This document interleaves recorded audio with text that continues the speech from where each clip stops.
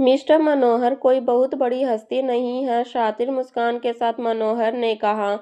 क्या तुमने शेखावत परिवार के बारे में सुना? मैं उस परिवार का सबसे अहम हिस्सा हूँ। तुम यही समझो कि शेखावत परिवार में मेरे इशारे के बिना एक पत्ता भी नहीं हिलता है। जब लोग मुझसे मिलते हैं तो उन्हें पूरी इज्जत के साथ मुझे ग्रीट करना पड़ता है। लेकिन तुम मेरे भाई जैसे हो, इसलिए तुम्हारे लिए वो सब वैलिड नहीं है। शेखावत परिवार, तुम उस परिवार के मेन मेंबर जानबूझकर, नक्श ने शॉक्ड होते हुए कहा। हाँ, तुमने एकदम सही सुना। मनोहर ने नक्श के कंधे पर हाथ रखा और उसे थपथपाते हुए बोला। क्योंकि अब हम दोनों का रिश्ता भाई जैसा हो गया, इसलिए मैं चाहता हूँ कि तुम भी हमारे परिवार को ज्वाइन करो। तुम्हारी स्किल्स कमाल की हैं और हमें ऐसे ही एक इंसान की लंबे समय से तलाश थी, लेकिन अब लगता है कि वो तलाश खत्म हुई। आज से मैं तुम्हें शेखावत परिवार का मैन सिक्योरिटी इंचार्ज बनाता हूँ।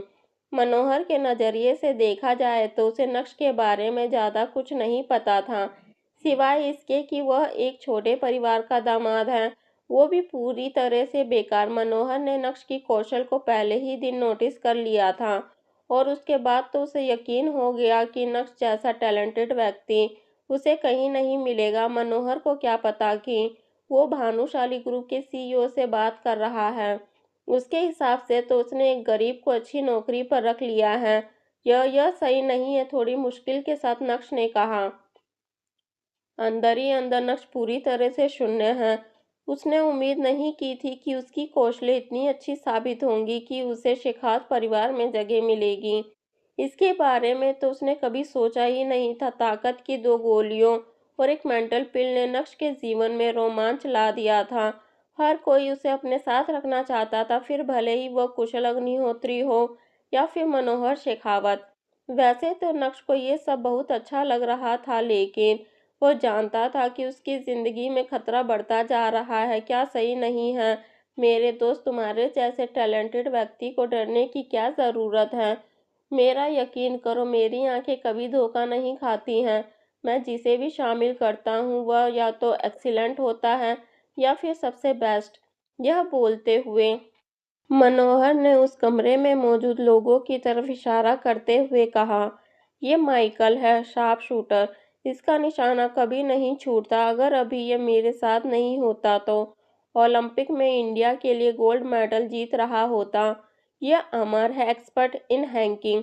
एक सेकंड में ये मेरी लोकेशन बदल देता है। इंडिया की एजेंसियों तो क्या, मुझे तो दुनिया की एजेंसियां भी नहीं ढूंढ सकती हैं। और बाकी के लोगों की भी खूबियाँ कम नहीं, इन सभी को मैंने ढूंढा है, ठीक है, तुम्हारी तरह। सच्चाई ये थी कि मनोहर ने नक्श को नहीं बल्कि नक्श ने मनोहर को खोजा था, जिससे वह अवंतिका के लिए उस मिशन को समाप्त कर सकता। लेकिन यहाँ खेल पूरी तरह से बदल गया था। नक्श कुछ न बोलते हुए मनोहर ने फिर से बोला।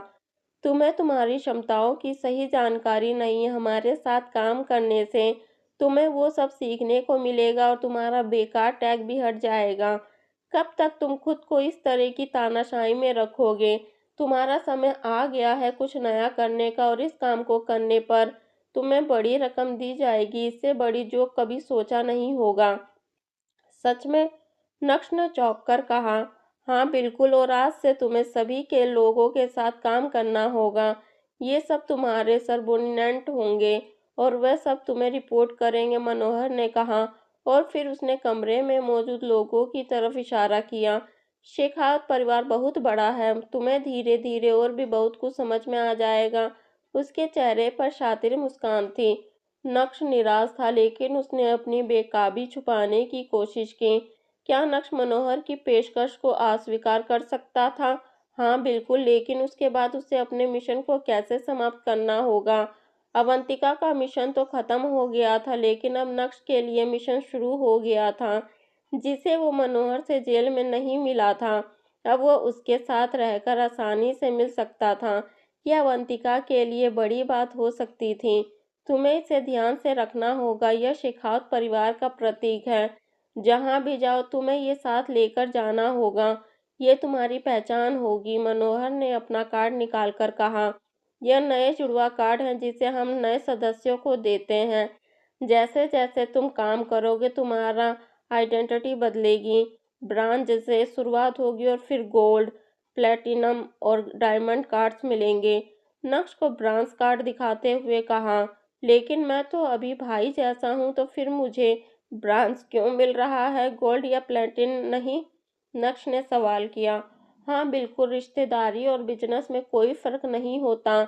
शेखावत परिवार में भी रिश्तों का कोई महत्व नहीं होता। जितना बेहतर काम उतना बेहतर मान और दाम।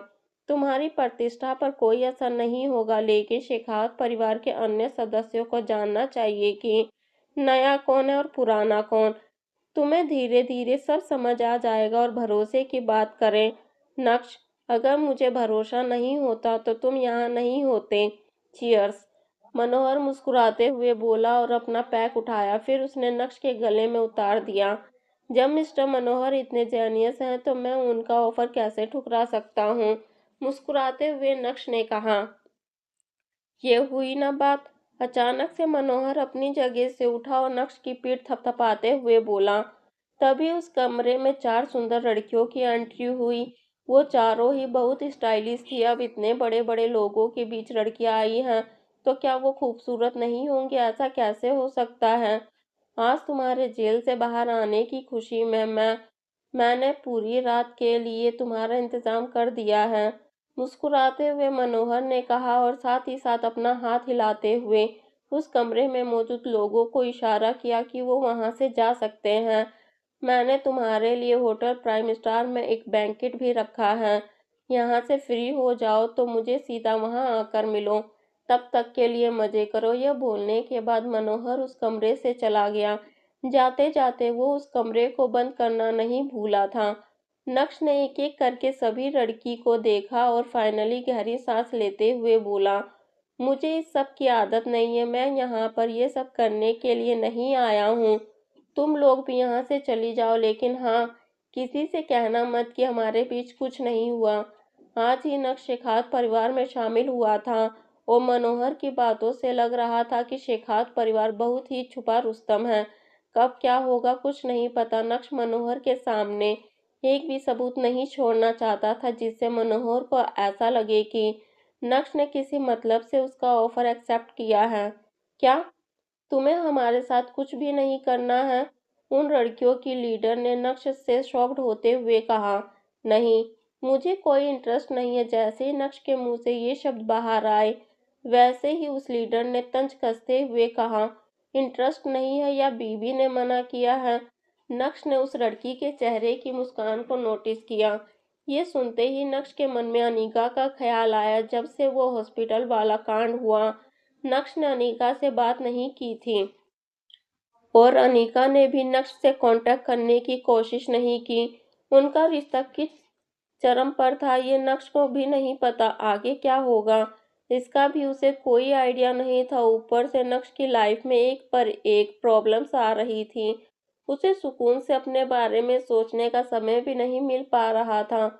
इस बारे में बहस करने का कोई फायदा नहीं है। मुझे जल्दी यहाँ से निकल जाना चाहिए।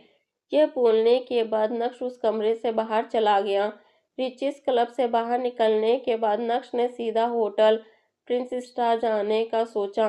टैक्सी को हाथ देते हुए उसने मन ही मन सोचा, ओह गॉड, मनोहर ने तो बैंकेट पे रखा जो होटल प्राइम स्टार में है। बस कार्तिक वहां पर ना हो, वरना लेने के देने पड़ सकते हैं। उसी समय अचानक से नक्श को एक जाना पहचाना चेहरा दिखाई दिया। वो चेहरा और कोई नहीं बल्कि कुशल की बीवी अदिति का था, जिसके पीछे कुछ गुंडे पड़े थे और अदिति उनसे बचते हुए भाग रही थी। हमसे बचकर भागेगी? अचानक से एक आदमी ने अदिति को धक्का दिया और उसे जमीन पर पटकते हुए बोला, ये साली कुशल की बीवी बनने के ही लायक है। इसे पकड़ना बहुत मुश्किल है। बांधो इसे जल्दी से, जोर से चिल्लाते हुए उस आदमी ने कहा और देखते ही देखते अदिति को रस्सी से बांधने का काम शुरू हुआ। रुक जाओ। बिना कुछ सोचे समझे नक्श भागते हुए आगे बढ़ा और उस आदमी को लात मारते हुए अदिति से अलग किया जो अदिति को रस्सी से बांध रहा था। नक्श। अदिति उसे देखकर बहुत खुश हुई। जाओ और कुशल को बुलाओ। अदिति को पता था कि नक्श लड़ाई में बहुत अच्छा है, लेकिन एक रावड़ी राठौर उन हरामखोरों का सामना कैसे कर सकता था? ये लोग जो अदिति के पीछे पड़े थे ये कोई मामूली लोग नहीं थे, बल्कि पेशेवर गुंडे थे जो कई सालों से कपिल मेहता के लिए काम कर रहे थे। जी हाँ, सही सुना, कपिल मेहता, लोक आंदोलन पार्टी का पॉलिटिशियन। हालांकि नक्श ने अदिति की बात पर बिल्कुल भी ध्यान नहीं दिया, बल्कि एक और आदमी को लात मारते हुए जमीन पर पटक दिया। नक्श तुरंत ही अदिति के आगे जाकर खड़ा हो गया, जैसे मानो वो उन लोगों से कह रहा हो कि जो भी लड़ने के लिए आगे आएगा वो चूर चूर हो जाएगा। लड़के, शायद तुझे पता नहीं है कि तू किससे पंगे ले रहा है। अगर तू जानता है कि तेरे लिए क्या अच्छा है तो चुपचाप यहाँ से कल्टी हो जा, वरना तुझे वो दर्द देंगे कि तू जिंदगी भर नहीं भूल पाएगा।